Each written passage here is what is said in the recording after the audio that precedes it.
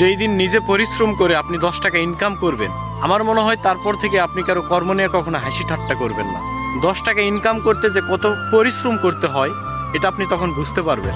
আর এটা যখনই আপনি বুঝতে পারবেন তখন থেকে আপনি আর কারো কর্ম নিয়ে কখনো হাসি ঠাট্টা করবেন না। আসলে ভাই একটা কথা কি জানেন, কর্ম যেটাই হোক, মানুষকে সম্মান করতে শিখুন, মানুষকে শ্রদ্ধা করুন। কোনো কর্মই কিন্তু ছোট না, যে যার অবস্থান থেকে যেই কর্মই করুক সেটাই অনেক বড়।